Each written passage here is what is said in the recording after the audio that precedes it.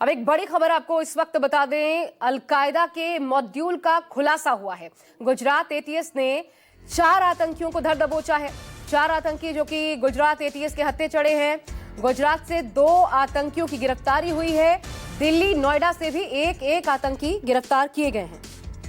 भूपेंद्र सिंह हमारे सहयोगी जुड़ रहे हैं इस पर ज्यादा जानकारी के साथ। भूपेंद्र,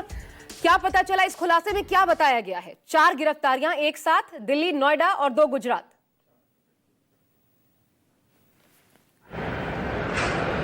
जी बिल्कुल, देखिए इस पर जो जानकारी सामने आई है उसके मुताबिक अहमदाबाद, दिल्ली, यहाँ का अरवली और इसके अलावा और एक जगह से 4 लोगों को पकड़ा गया है जिनके नाम जो हैं वो सामने आए हैं। और इन चारों पर अलकायदा फॉर इंडियन सब्सिक्वेंट के लिए सदस्य बनाने का आरोप है। इन चारों के बारे में अभी और जानकारी जो है वो एटीएस हासिल कर रही है, लेकिन फिलहाल जो प्राथमिक जानकारी मिली है उसके मुताबिक मोहम्मद फैक जो सन ऑफ मोहम्मद रिजवान है, Mohammad Fardeen son of Mohammad rice, Saifullah Qureshi Mohammad Rafiq के बेटे हैं, ये जिशान अली सन ऑफ आसिफ अली, ये 4 लोग जो हैं इन चारों को गिरफ्तार किया है गुजरात एटीएस ने। और जानकारी 5:30 बजे के आसपास एक प्रेस कॉन्फ्रेंस के बाद एटीएस देगी, लेकिन उनका ये कहना है कि सोशल मीडिया नेटवर्क के जरिए ये चारों जो है वो अलकायदा के लिए AQIS जो यहाँ का मॉड्यूल है भारत विरोधी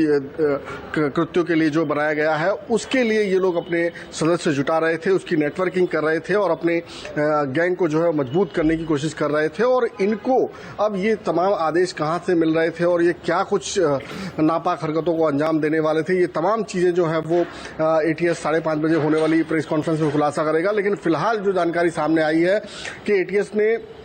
काफी समय से इन सभी लोगों पर वॉच रखी हुई थी और उनका ये कहना है कि इनकी तमाम गतिविधियों पर नजर रखने के बाद जब उन्हें पुख्ता तौर पर ये पुष्टि हो गई कि ये चारों के चारों जो है अलकायदा AQIS के साथ जुड़े हुए हैं, उसके बाद एटीएस ने जो है इनकी गिरफ्तारियां की हैं। और उसके बाद अब चूंकि इस बारे में और भी ज्यादा जानकारी सामने आ सकती है कि और कौन लोग हैं जो इन चारों के साथ जुड़े हुए हैं या फिर किसके आदेश पर ये चारों जो है इस तरह से AQIS के लिए मेंबर्स जुटा रहे थे। ये तमाम चीजें जो है वो ऐसे लोग जो होते हैं भूपेंद्र, क्योंकि इनका काम स्लीपर सेल के तौर पर होता है, धीरे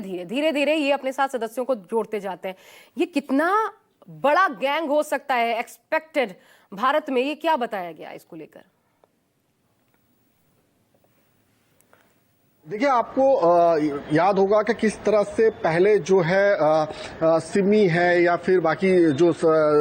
यहाँ पे आतंकवादी गैंग हुए थे तो उनके स्लीपर सेल जो है वो किस तरह से काम किया करते थे और जिस तरह के कई आतंकी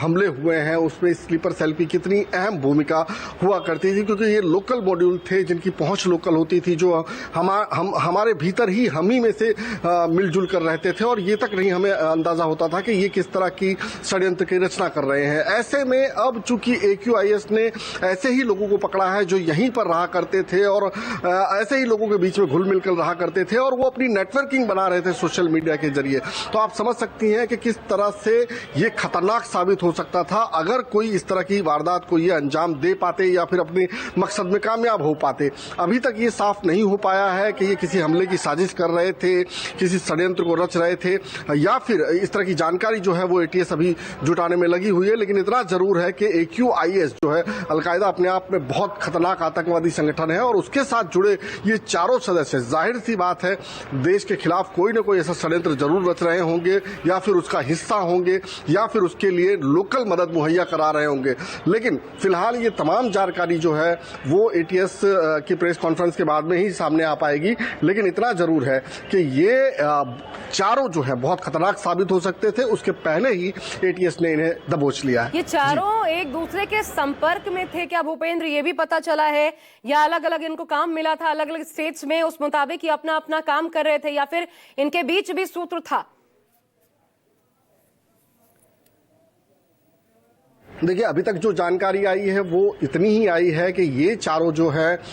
सोशल नेटवर्किंग के जरिए सदस्य जो है जोड़ रहे थे अपनी गैंग को और मजबूत कर रहे थे, और फिलहाल इतना ही इन्हें काम जो है वो मिला हुआ था, क्योंकि जिस तरह की ये चीजें होती हैं इससे पहले भी हमने देखा है कि जिस तरह के आतंकी संगठन होते हैं वो टुकड़ों टुकड़ों में चीजें जो हैं जिस तरह का उनको आदेश मिलता है उस तरह से फिर वो चीजों को अंजाम देते हैं। तो फिलहाल ये चारों जो हैं वो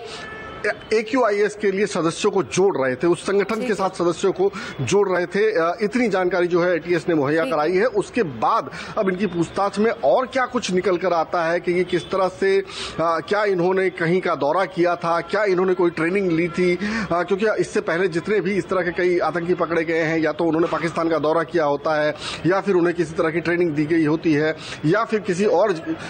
जरिए वो जो है एक दूसरे से जुड़े होते हैं। तो फिलहाल ये तमाम चीजें जो है वो कुछ देर का इंतजार करना पड़ेगा, उसके बाद तमाम चीजें जो निकल कर सामने आ जाएंगी।